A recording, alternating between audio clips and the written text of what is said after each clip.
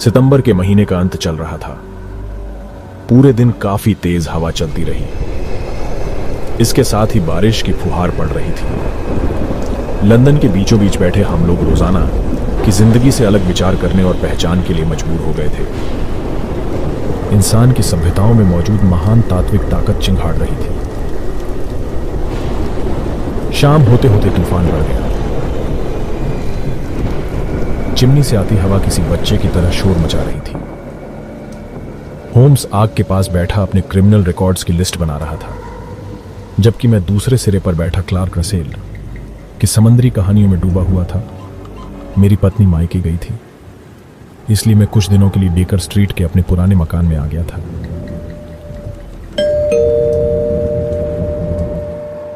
क्यों, अपने दोस्त की तरफ देखकर मैंने पूछा। घंटी बजी थी ना? आज रात के वक्त कौन आ सकता है? मुझे तो लगता है तुम्हारा कोई दोस्त ही होगा, वरना इतनी रात में। मेरा तुम्हारे अलावा कोई और दोस्त नहीं है, उसने जवाब दिया। मैं मेहमानों को ज्यादा नहीं बुलाता। फिर कोई क्लाइंट? यदि ऐसा है तो मामला गंभीर होगा। कोई छोटी बात तो इस वक्त किसी आदमी को बाहर नहीं ला सकती, लेकिन मुझे लगता है कि यह मकान मालकिन ही होगी। होम्स का अंदाजा गलत था। गलियारे में किसी के चलने की आवाज सुनाई पड़ी। फिर दरवाजा खटखटाया गया। उसने अपनी लंबी बाहें फैलाई और लैंप को खुद से परे हटाते हुए एक खाली कुर्सी पर रख दिया, जिस पर आने वाला बैठता। अंदर आ जाओ, उसने कहा। आने वाला आदमी जवान था। उसकी उम्र 22 साल की थी। उसने चुस्त कपड़े पहने हुए थे जो अट्रैक्टिव लग रहे थे। उसके हाथ में टपकता हुआ छाता और उसका लंबा चमकदार रेनकोट भयानक मौसम के बारे में बता रहे थे, जिसमें से होकर वो आया था। उसने लैंप की रोशनी में चिंता भरी नजरों से चारों तरफ देखा। मैंने ध्यान दिया कि उसका चेहरा पीला था और उसकी आंखें चिंता से बोझिल हो रही थीं। वो कुछ डरा हुआ था। मैं आपसे माफी मांगना चाहता हूं, उसने आंखों पर लगा सुनहरी चश्मा ठीक करते हुए बताया। मेरा यकीन है कि मैं इंटरफेयर नहीं कर रहा। मुझे डर है कि मैं तूफान और बरसात के कुछ साइन आपके कमरे में ले आया हूं। मुझे रेनकोट और छाता दो, होम्स ने कहा। वो यहां हुक पर टंगे रहेंगे और अभी सूख जाएंगे। मेरा अनुमान है कि तुम दक्षिण पश्चिम से यहां आए हो। हाँ, हाशमी से, उसने बताया। तुम्हारे जूतों की नोक पर लगी मिट्टी और खड़ी की धूल इस बात का सबूत है। मैं आपसे कुछ मामले में सलाह लेने आया हूं। उम्मीद है आप मुझे निराश नहीं करेंगे। वो तुम्हें बिल्कुल मिलेगी। और मदद, यह हासिल करना हमेशा आसान नहीं होता है, शेरलॉक होम्स ने कहा। मदद भी किसी किसी को मिलती है। मैंने आपके बारे में सुना था मिस्टर होम्स। मैंने मेजर पेंडरगास्ट से सुना था कि कैसे आपने उसे टैंकरविले क्लब कांड से बचाया था। हाँ जरूर, उस पर पत्तों की धोखाधड़ी का सुना सुनाया इल्जाम लगाया गया था। वो सोचकर बोला। वो कहता था कि आप कुछ भी सुलझा सकते हैं मिस्टर होम्स, उस आने वाले व्यक्ति ने कहा। उसने कुछ ज्यादा ही कह दिया। आप कभी असफल भी नहीं होते, वो बोला। जो काम अपने हाथ में लेते हैं पूरा करते हैं। मैं 4 बार नाकामयाब हो चुका हूं, 3 बार आदमियों के जरिए और 1 बार औरत के। लेकिन यह सब आपकी कामयाबी के सामने क्या मायने रखता है? उस व्यक्ति ने प्रशंसा की। यह सच है कि आमतौर पर मैं कामयाब ही होता हूं। मिस्टर होम्स के होठों पर मुस्कुराहट थी। फिर तो आप मेरे मामले में भी हो सकते हैं, उसने कहा। आप केस हाथ में लेकर देखिए।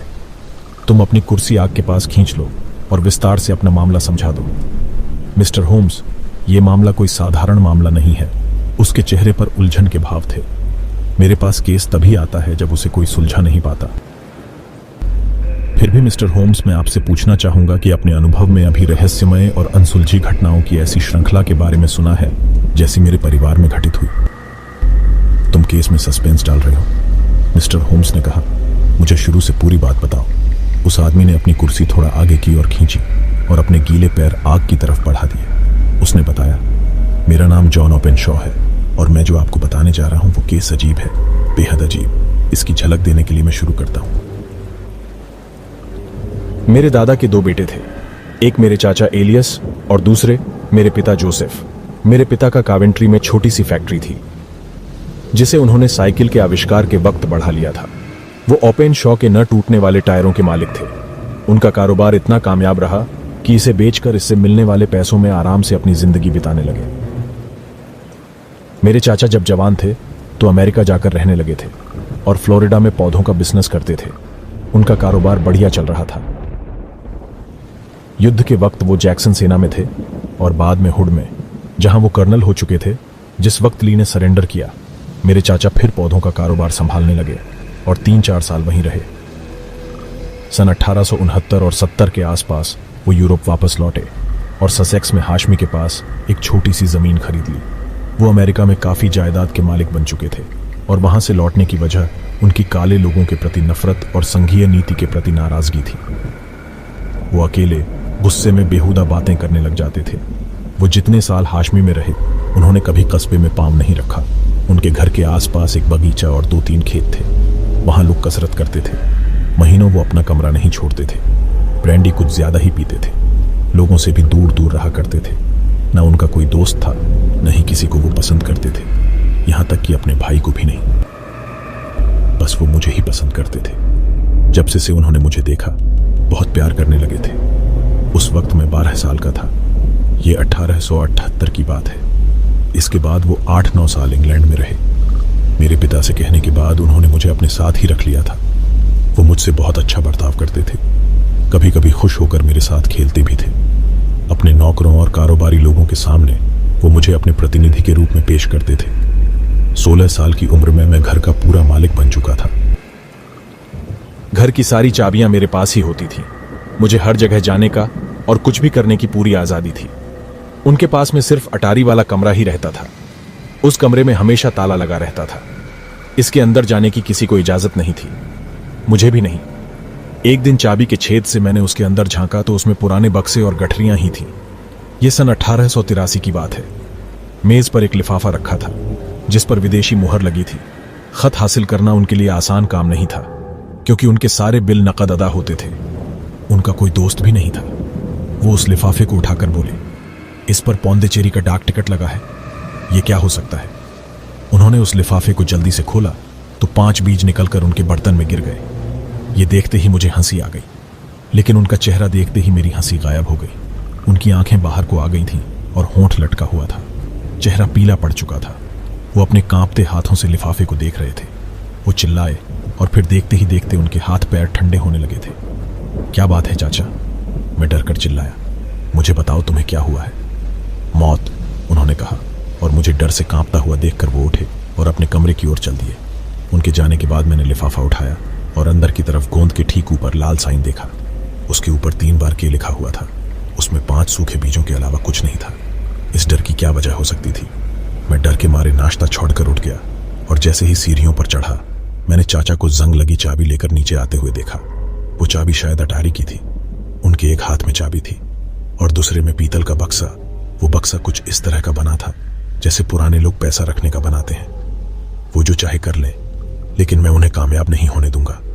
उन्होंने गुस्से में कहा, मैरी से कहो कि मेरे कमरे में आग जला दे और हाशमी के वकील फारदेम को बुला लाए। जैसा उन्होंने कहा मैंने वैसा ही किया। जिस समय वकील पहुंचा मुझे कमरे में बुलाया गया। आग तेजी से जल रही थी और फायरप्लेस में जले कागज जैसी काली फूली हुई राख का ढेर पड़ा हुआ था। मेरी नजर जैसे ही उस पीतल के बक्से पर पड़ी, उस पर के लिखा हुआ था, जैसा कि मैंने लिफाफे के ऊपर देखा था। मेरे चाचा बोले, मैं चाहता हूं जॉन कि तुम मेरी वसीयत के गवाह बनो। मैं अपनी सारी जायदाद तुम्हारे पिता के नाम छोड़ रहा हूं, जो बाद में तुम्हें मिलेगी। अगर तुम इसका अच्छा इस्तेमाल करो तो बहुत अच्छी बात होगी। अगर तुम्हें लगे कि तुम इसका लाभ नहीं उठा सकते तो तुम इसे अपने दुश्मन के लिए छोड़ देना। मैं शर्मिंदा हूं कि मैं तुम्हें ऐसी दोधारी चीज दे रहा हूं, लेकिन मैं तुम्हें नहीं बता सकता कि अगला मोड़ कौन सा हो सकता है। इसलिए जहां वकील साहब कहते हैं साइन कर दो।